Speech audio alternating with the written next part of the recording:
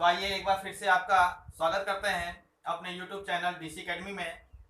और जितने भी आज मेरे स्टूडेंट्स और मेरे फ्रेंड्स इस वीडियो को देख रहे हैं, तो मैं आपको बता दूं कि ये वीडियो बहुत ही आपके लिए इंटरेस्टिंग होने वाला है, क्योंकि ये एक बहुत ही इम्पॉर्टेंट टॉपिक है सिंथेसिस का, जिसका नाम है by using a preposition before noun और जिरन। तो मैं कह रहा था कि ये इंटरेस्टिंग होने वाला है। इंटरेस्टिंग इसलिए होने वाला है कि जब कभी भी स्टूडेंट के सामने प्रीपोजिशन का नाम आता है तो वो थोड़ी देर के लिए डर जाते हैं कि अरे यार अब प्रीपोजिशन पढ़ना पड़ेगा। तो इंटरेस्टिंग कैसे हुआ? इंटरेस्टिंग ये तब होगा जब मैं आपको इसको समझाऊंगा और आपको ये बहुत ही अच्छे समझ में आ जाएगा।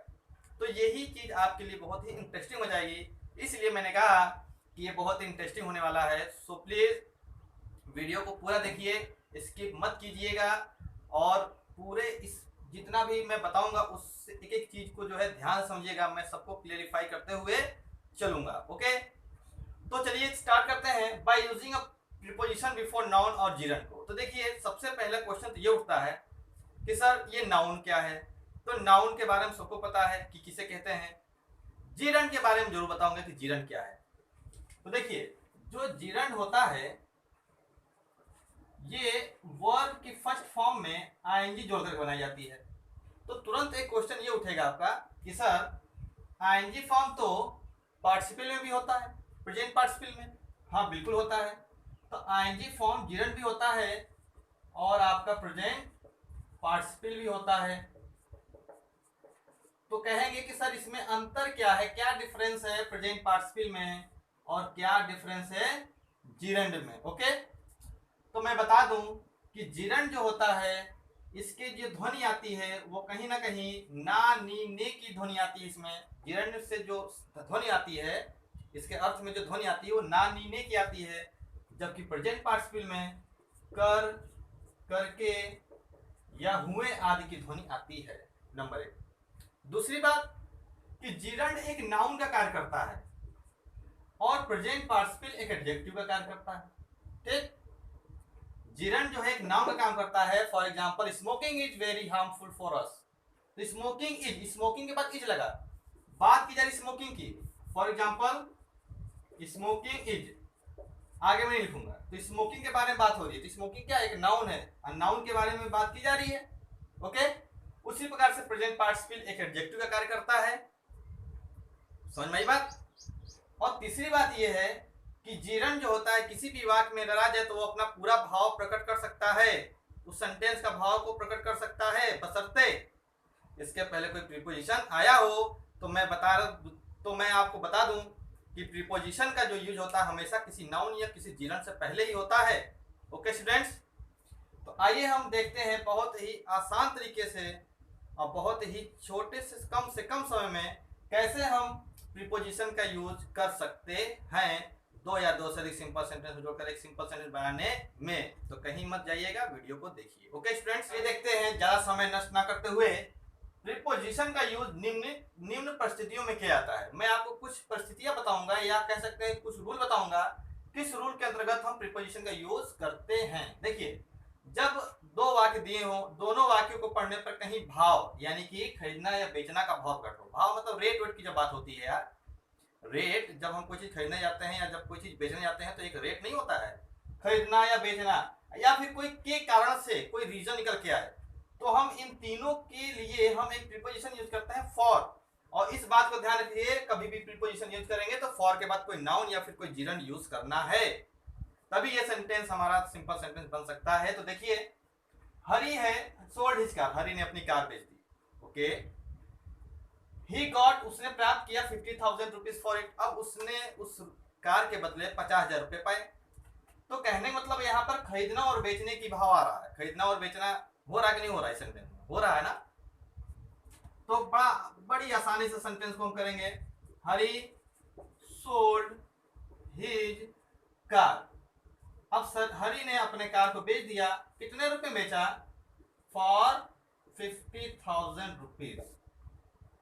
देखिए, अब मैंने शुरू में एक बात कहा था कि जब सिंपल सेंटेंस को जोड़कर सिंपल सेंटेंस बनाना भैया, तो एक बात याद रखना कि एक तो तुम्हारा फाइनाइट वर्ब डिक्टो वैसे ही रहेगा, लेकिन दूसरा कहीं ना कहीं या तो बदल जाएगा या तो फिर हटा देंगे। तो देखो भैया, ये गॉट हट ही गया। सेंटेंस में कुछ घटा सकते हैं, कुछ अपनी ओर से लगा भी सकते हैं, ये भी मैंने बताया था। तो देखो यहाँ पर हट गया बहुत कुछ। ओके, तो ये सेंटेंस हमारा बन गया, Hari sold his car for 50,000 rupees. Okay, simple है। तो इस तरह का कोई भी सेंटेंस आए, और भी जैसे एग्जांपल आ जाए, जैसे रुपए और पैसे की बात हो, खरीदारी की बात हो, लेन देन की बात हो, तो हम फॉर से उस मनी को जोड़ देंगे, बस सेंटेंस क्लियर। ओके, आइए देखते हैं। It rain heavily, it rain heavily, बारिश बहुत जबरदस्त हुई भाई। I could not go to school, मैं स्कूल नहीं जा सका था। सही भाई, I could not go to school काहे नहीं जा सका था, बताइए रीजन, कारण क्या है, बारिश ज्यादा होने की वजह से। तो फिर क्या बनेगा, तो हम क्या करें इसको, मैं स्कूल नहीं जा सका था, मैं स्कूल नहीं जा सका था, पहले ये लिखेंगे। तो I could not go to school, मैं स्कूल नहीं जा सका था, रीजन बताना है फॉर। अब बताइए, फॉर के बाद ये एक 50,000 रुपीज एक क्या था मालूम है, नाउन था। ओके, अब देखिए फॉर के बाद हमें कोई आईएनजी फॉर्म यानी जीरंड या फिर कोई नाउन लगाना है, तो हम क्या करेंगे, रेन हैवीली को हम बदल देंगे हैवी रेन, क्या कर देंगे, हैवी रेन, बस सेंटेंस क्लियर। हैवी रेन की वजह से यार हम स्कूल नहीं जा सके थे, ये बन गया सेंटेंस हमारा। तो रूल नंबर 1 समझ में आई बात कि नहीं आई, फॉर से कब जोड़ना है, रट लो, दिमाग में बैठा लो कि जब खरीदना बेचना के कारण से आए तो हमको फॉर से सेंटेंस जोड़ देना है, फॉर के बाद कोई नाउन या फिर कोई जीरंड होगा। ओके, इस तरीके के भाव में हमेशा नाउन के बाद, सॉरी फॉर के बाद यानी प्रीपोजिशन के बाद हमेशा क्या होगा, नाउन ही होगा, ये भी जान लीजिएगा। ओके, तो आइए देखते हैं रूल नंबर 2 को। तो आइए देखते हैं रूल नंबर 2 को। देखिए, अतिरिक्त का भाव प्रकट होने पर, जब किसी सेंटेंस को पढ़ने से आपको लगेगा कि इसमें यार अतिरिक्त का भाव प्रकट हो रहा है, तो हम उसमें क्या करेंगे, प्रीपोजिशन बिसाइड से यूज करेंगे। ओके, देखिए रमेश एट 2 एप्पल्स, एक रमेश कोई लड़का है जिसने दो एप्पल्स को खाए। ओके, ही एट 3 बनाना, उसने जो है 3 बनाना भी खा गए। तो एक लड़का है रमेश, उसने 2 एप्पल खाए और क्या खाए, 3 बनाना खाए। तो हम कह सकते हैं कि भाई 2 एप्पल के अतिरिक्त उसने 3 बनाना भी खाया, 2 सेब के अतिरिक्त उसने 3 केले भी खाए। ओके, तो हम इस सेंटेंस की शुरुआत करेंगे, कहेंगे बिसाइड्स ईटिंग 2 एप्पल्स। अब जरा समझिए, बिसाइड्स माने के अतिरिक्त, ईटिंग माने खाने के अतिरिक्त। अब खाने ना नहीं आया कि नहीं आया, तो ये जीरंड है, जीरंड से पहले क्या लग गया, प्रीपोजिशन। That's clear. तो खाने के अतिरिक्त, क्या खाने के अतिरिक्त, 2 सेब खाने के अतिरिक्त रमेश, अब रमेश को यहां लिखना होगा, इस ही को छोड़ देना होगा, इस सब रमेश को वहां लिखना होगा, रमेश एट 3 बनाना। बन गया सेंटेंस कि नहीं बन गया। तो देखिए अब आपका यहां पर, अभी तो पिछले सेंटेंस में नाउन से पहले प्रीपोजिशन यूज किया था, अब इस सेंटेंस में देखिए जीरंड से पहले प्रीपोजिशन का यूज हुआ है, और ऐसे ही ये सेंटेंस बनाए ही जाते हैं। Okay, besides eating 2 apples Ramesh ate 3 bananas. Okay students, तो उम्मीद करता हूं कि आपको रूल नंबर 2 समझ में आया। जैसे कह दीजिए, एक सेंटेंस और मैं बोल दूं कि my friend bought a pen. Okay, he bought a book. तो हम मतलब कहने का मतलब यह है कि मेरे दोस्त ने एक पेन खरीदा, उसने एक किताब खरीदी। ओके, तो इस सेंटेंस को अगर प्रीपोजिशन से बनाना है तो हम यही कहेंगे कि उसने पेन के अतिरिक्त किताब भी खरीदी। तो besides buying a pen he bought, या my friend bought a book. Okay, तो इस तरीके से ये सेंटेंस को हमको बनाना है। तो स्टूडेंट्स आइए देखते हैं रूल नंबर 3 को। देखिए, जब 2 सेंटेंस दिए हो ना, जैसे राम वर्क हार्ड, राम ने कठिन परिश्रम किया, ही फेल्ड, वह फेल हो गया। देखिए इस यहां पर उसने पॉजिटिव वर्क किया है, और सेकेंड सेंटेंस क्या कह रहा है, जो उसका रिजल्ट आ रहा है वो निगेटिव आ रहा है। तो जब विपरीतार्थक भाव का होने पर, यानी कि जब विपरीत भाव प्रकट हो, यानी जो रिजल्ट आए वो विपरीत आए, वर्क के जो वर्क के अकॉर्डिंग हमारा जो रिजल्ट आता है वो ना आए, तो हम क्या करते हैं, तो हम कह सकते हैं कि जब विपरीतार्थक का भाव होने पर इन स्पाइट ऑफ का यूज करते हैं। तो देखिए हमारा जो सेंटेंस, एक बार हिंदी बोलिए, कठिन परिश्रम करने के बावजूद वह फेल हो गया। तो हम इन स्पाइट ऑफ का यूज शुरू में करेंगे, in spite of working hard. अब आप कहिएगा कि सर वर्किंग कहां से हो गया? अरे भाई वर्किंग मतलब करने के बावजूद, करने ना नीने आया कि नहीं आया, तो जिरन यहां लगेगा कि नहीं लगेगा। और एक रूल मैंने कहा था कि एक वर्ब को बदलना है, तो भाई बदल गया जिरन में, फाइनाइट से हो गया non finite, in spite of working hard. अब इस ही को हटा करके क्या लिखना है? राम फेल्ड। बन गया ये सेंटेंस। तो उम्मीद करता हूं कि आपको इन स्पाइट ऑफ का यूज कैसे करना है ये समझ में आ गया। तो इन स्पाइट ऑफ का यूज तभी करेंगे जब विपरीतार्थक का भाव प्रकट हो, यानी कि जो काम करें उसका जो रिजल्ट है वो बिल्कुल नेगेटिव है। ओके, तो आइए देखते हैं नेक्स्ट रूल को। देखते हैं रूल नंबर 4 को। रूल नंबर 4 क्या कह रहा है? जब सेंटेंस में क्या आ जाए? के स्थान पर का भाव आ जाए, के स्थान पर, ओके, के स्थान पर का भाव प्रकट हो जाए। जैसे कि Kapil bought a pen, Kapil ने एक पेन खरीदा। He did not buy a book, उसने किताब नहीं खरीदी। मतलब क्या हुआ कि कपिल कोई लड़का है जो मार्केट गया, अब उसको एक बुक लेनी थी और एक पेन लेना था, तो उसने क्या किया यार कि उसने किताब न लेने के बाद बजाय उसने क्या कर लिया? एक पेन खरीद लिया। भाई देखो, एक नहीं खरीदा एक खरीदा, तो मतलब उसके जगह पे के स्थान पर उसने पेन ही खरीद लिया। तो ऐसा कोई सेंस हमको बनाना होगा, जैसे कि जैसे कि कपिल ने एक पेन खरीदा, he did not buy a book, उसने एक बुक नहीं खरीदी। तो हम क्या लिखेंगे? कपिल ने खरीदी, क्या खरीदी? एक पेन खरीदी। किसके यहाँ पे? इंस्टेड ऑफ अ बुक, एक किताब की जगह उसने एक पेन ही खरीद लिया। बोलो सेंटेंस में आया? तो इस तरीके के सेंटेंस को हमें अपने अकॉर्डिंग सेंस को बनाना पड़ेगा कि जिसको नहीं खरीदा उसी को इंस्टेड ऑफ से जोड़ देना है, बस सीधी सी बात। ओके, तो आइए स्टूडेंट्स, अब देखते हैं रूल नंबर 5 को। देखिए जनरली क्या होता है, बीमारी से कोई अगर व्यक्ति पीड़ित है, अगर उसको कोई बहुत दिनों से किसी बीमारी से वो पीड़ित है, बेचारे कोई बीमारी है, तो बीमारी से पीड़ित होने के लिए हम विथ या फ्रॉम का यूज करते हैं। ओके, और बीमारी से अगर मृत्यु हो जाए तो हम जनरली ऑफ का यूज करते हैं, पर ये हकीकत नहीं है। देखिए बीमारी से मृत्यु होने पर तो ऑफ का यूज कर लेते हैं, पर मैं आपको बताता हूं मरने के लिए यानी मृत्यु के लिए बहुत से प्रीपोजिशन यूज होते हैं। जैसे कि अगर कोई व्यक्ति एक्सीडेंट में मर जाए तो वो इनका यूज कर लेंगे। ओके, और ऐसे ही बहुत से रूल हैं जिसमें हम प्रीपोजिशन का यूज डिफरेंट टाइप से करते हैं मरने के लिए, लेकिन बीमारी से मरने के लिए हमको ये बात जानना होगा कि वहां पर हमको ऑफ का यूज करना है। ओके, नोट एक लिख दिया है कि विथ का प्रयोग तो उपकरण के लिए किया जाता है, तो भाई इंस्ट्रूमेंट के लिए विथ का प्रयोग किया ही जाता है, ये तो सबको पता है। जब प्रीपोजिशन पढ़ा जाता है तो विथ और बाय के यूज, बाय के यूज कहाँ होता है और विथ का यूज कहाँ होता है। ओके, तो विथ का यूज यहाँ पर आपको बताया गया उपकरण के लिए करना है, मतलब इंस्ट्रूमेंट के लिए। जैसे कि he the lion was killed by a hunter with an axe, तो देखिए हंटर से पहले बाय और एक्स से पहले विथ का यूज किया गया। ओके, आइए देखते हैं कुछ एग्जांपल्स को। माय फादर इज इल, मेरे पिताजी बीमार हैं। ही हैज हाई फीवर, तो मेरे पिताजी बीमार हैं, उनको क्या है? हाई फीवर, बहुत ज्यादा बुखार है। तो क्या बनेगा sentence? My father is ill, मेरे पिताजी बीमार हैं किस चीज से? With high fever. तो ये सेंटेंस देख सकते हैं कि विथ जुड़ गया। अब विथ क्या है? प्रीपोजिशन होता है, और हाई फीवर क्या है? नाउन है। अरे आप लोग भी तो कभी कभी एप्लीकेशन लिखते हैं कि I am suffering from fever, suffering from fever, fever से पहले फ्रॉम लगाया कि नहीं लगाया? वैसे ही समझ लीजिए भाई।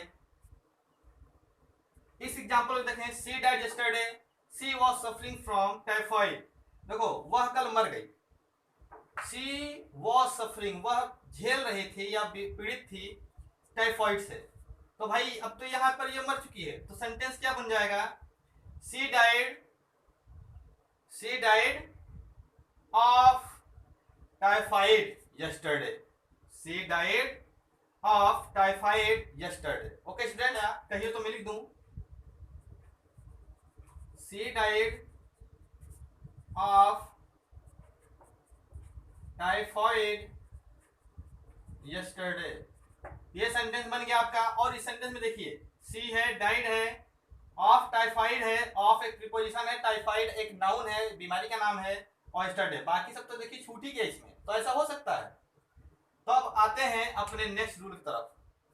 भाई देखते हैं अपने नेक्स्ट रूल को, के बिना का भाव आ जाए, जब सेंटेंस में के बिना का भाव आ जाए तो हम उसके लिए प्रीपोजिशन विदाउट का यूज करते हैं। राम पास हो गया, ही डिड नॉट वर्क हार्ड, उसने कठिन परिश्रम नहीं किया था, तो कह सकते हैं कि राम जो है बिना कठिन परिश्रम के बिना राम कठिन परिश्रम के बिना पास हो गया। तो हम क्या लिखेंगे भाई बताइए, राम पास हो गया बिना, विदाउट, बिना कठिन परिश्रम किए हुए, विदाउट वर्किंग हार्ड। तो वर्किंग क्या है, जिरंड है, और जिरंड से पहले क्या लगा दिया, प्रीपोजिशन। तो हमारा बन गया भाई सेंटेंस, राम पास विदाउट वर्किंग हार्ड, बिना कठिन परिश्रम किए हुआ जो है पास हो गया। अब देखते हैं अपने रूल नंबर 7 को। देखिए ये जो यूज है आपको थोड़ा सा समझना होगा, आफ्टर और बिफोर का यूज। तो आपको पता है कि बिफोर का यूज जो होता है वो पहले के लिए होता है और आफ्टर का यूज बाद के लिए होता है, ठीक। तो आप पहले बिफोर के यूज देखिए, आफ्टर का यूज मैं अभी इसके बाद बताऊंगा कि कहाँ आफ्टर का यूज ज्यादा सही होता है। आइए पहले देखते हैं before. The moon rose, moon rose मतलब कि चंद्रमा निकल आया था। His journey was not ended, उनकी जो यात्रा थी वो समाप्त नहीं हुई थी। मतलब ये हुआ कि उनकी यात्रा समाप्त होने से पहले मून रोज हो गया था, मतलब चंद्रमा निकल आया था, उनकी यात्रा समाप्त भी नहीं हो पाई थी कि मून क्या था, निकल आया था, चंद्रमा निकल आया था। तो हम लिखेंगे क्या, बताइए क्या लिखा जाए, द मून रोज लिखा जाए पहले ना भाई, पहले यही लिखा जाएगा, चंद्रमा निकल आया पहले, किससे पहले, उनके यात्रा के समाप्त होने से पहले। तो हम सेंटेंस यहीं से स्टार्ट करेंगे, the moon rose before, before के बाद हमको कोई नाउन या जिरन लिखना है। तो यात्रा के समाप्ति से पहले मून निकल आया था, चंद्रमा निकल आया था, तो हम करेंगे the moon rose before the end of, the end मतलब समाप्ति, हिज जर्नी। आप इस सेंटेंस को समझिए जरा ध्यान से। हमने लिखा द मून रोज, चंद्रमा निकल आया बिफोर, अब हम क्या करेंगे, the end of his journey. देखिए इसको हमने अपने आप से सोचा है, अपने आप से इसका सेंस निकाला है, हमने इसका नाउन बनाया है। The end of his journey ये नाउन का काम कर रहा है, हालांकि ये नाउन आप समझ लेंगे कि ये फ्रेज, नाउन का एक फ्रेज है ये। तो हम क्या करें, नाउन फ्रेज, ये सेंटेंस है, ये जो लिखा हुआ शब्द है, तो कुल मिलाकर के ये नाउन है। तो इसको हमको अपने आप से सोचना पड़ेगा कि द मून रोज, चंद्रमा निकल आया before the end of his journey, उनकी यात्रा के समाप्ति से पहले क्या निकल आया, चंद्रमा निकल आया। तो इसको थोड़ा सा अपने आप से सोचना पड़ेगा, और ये एक इंपॉर्टेंट सेंटेंस भी होता है एग्जाम के पर्पज से। Okay, I had reached the station, मैं स्टेशन पहुंच चुका था। ही डिड नॉट अराइव, अब देखिए ये टेंस है पास्ट में, एक है पास्ट परफेक्ट में। तो जब पास्ट परफेक्ट आप पढ़ते हैं तो इसमें ये रूल आपको बताया होगा। ओके, क्या बनेगा, I had reached the station, मैं स्टेशन पहुंच चुका था। उनके आगमन से पहले मैं स्टेशन पहुंच चुका था। ओके, यानी कि वो नहीं पहुंच पाए थे, वहां पे देखिए नॉट लगा है। और इस सेंटेंस में ये भी जान लीजिए कि ये सेंटेंस नेगेटिव ही मिल रहा है आपको। तो I had reached the station before his arrival, उनके आगमन। अब देखिए हिज अराइवल एक नाउन बन गया, उनके आगमन से पहले ही मैं स्टेशन पहुंच चुका था। ओके, तो अब बारी है जानने की आफ्टर का यूज, और मैं आफ्टर के साथ साथ आपको बाई का यूज और ऑन का भी यूज बताऊंगा। तो मैं अब बात करने जा रहा हूं एक इमरजेंसी रूल की। आप प्रेजेंट पार्टिसिपल पढ़ रहे होंगे, तो प्रेजेंट पार्टिसिपल में एक सेंटेंस आ रहा था, वो सेंटेंस क्या था, फिर से एक बार रिपीट करते हैं अपने नेक्स्ट रूल को, जिसमें मैं आपको 4 सेंटेंस बताऊंगा। ये चारों सेंटेंस को आप कैसे बना सकते हैं, अब इससे हमको बहुत कुछ जानकारी होने वाली है। इनमें से कुछ ऐसे सेंटेंस हैं जिनको हम प्रेजेंट पार्टिसिपल से बना देते हैं, तो समझिएगा जरा। पहला sentence, the hunter killed a lion, hunter ने शेर को मार दिया, ही रिटर्न हिज होम, वो अपने घर वापस आ गया। तो देखिए मारने के बाद, शेर को मारने के बाद ही तो अपने घर आया, बताइए। तो हम इसको बनाएंगे आफ्टर से। तो देखिए आफ्टर का यूज यहाँ पर हो गया है, after killing a lion, comma लगा दीजिए और इस सब्जेक्ट को छोड़ करके इस सब्जेक्ट को लिख दीजिए, the hunter return his home. बन गया सेंटेंस आफ्टर के यूज से। आफ्टर एक प्रीपोजिशन है। जरा इस सेंटेंस देखिए, he saw lion he run away, उसने शेर को देखा वह भाग गया। इस सेंटेंस को हम बनाते थे प्रेजेंट पार्टिसिपल से, बनाते थे कि नहीं बनाते थे? तो इस सेंटेंस को हम जब प्रेजेंट पार्टिसिपल बनाते थे तो हम करते थे seeing a lion he run away. तो क्या हम इस सेंटेंस को प्रीपोजिशन के यूज करके नहीं बना सकते हैं? बना सकते हैं। हम लिख सकते हैं after seeing a lion he ran away, बना सकते हैं आफ्टर से भी। तो ये हो गया हमारा एक प्रकार का इमरजेंसी रूल। तो ऐसा होता है जब प्रेजेंट पार्टिसिपल और परफेक्ट पार्टिसिपल में जब अंतर नहीं समझ में आता है। जब हम वहां पर पार्टिसिपल पढ़ रहे थे तो उसमें एक सेंटेंस ऐसा भी आ जाता है कि जब प्रेजेंट पार्टिसिपल और परफेक्ट पार्टिसिपल में अंतर नहीं समझ में आता है कि कौन कार्य तुरंत हुआ है, कौन कार्य तुरंत नहीं हुआ है, तब हम वहां पर प्रीपोजिशन का यूज करके हम सेंटेंस को बना सकते हैं। ये सेंटेंस मेरा गलत नहीं होगा, ये सेंटेंस मेरा सही माना जाएगा। यहाँ तक फिर जा देखते हैं, Ram work hard he got success. तो देखिए इसमें क्या है, कार्य करने का ढंग है, वह सफलता पा गया कठिन कार्य करके वह सफलता पाया है। तो हम लिखेंगे he got success by working hard, या फिर by working hard Ram got success. तो बाय का यूज कब करते हैं? जब कोई कार्य करने का ढंग दिया हो, तो कार्य करने का ढंग देने पर बाय लगाते हैं। तो कहते हैं, ये भी ध्यान समझिए, निरंतर कोई कार्य होने पर ऑन का भी यूज किया जाता है। होने पर ऑन का भी यूज होता है, जैसे कि on he she heard the news, उसने समाचार सुनी, वो समाचार सुनी, वह मूर्छित हो गई। तो on hearing the news she fainted. तो देखिए इस प्रकार से आपका by using a preposition before noun और जिरन हो जाता है समाप्त।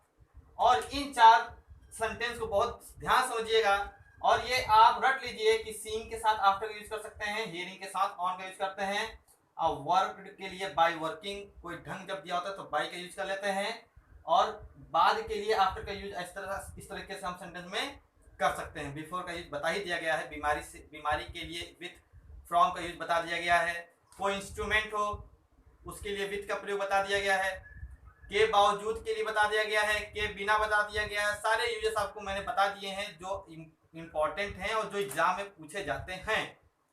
तो उम्मीद करता हूं कि आपने मेरे इस पूरे वीडियो को देखा होगा और आपको समझ में भी आया होगा। अगर समझ में आया है तो इसको जरूर लाइक करें और दोस्तों को शेयर करें, और अगर नए हैं तो सब्सक्राइब करें। Okay students, thanks for watching.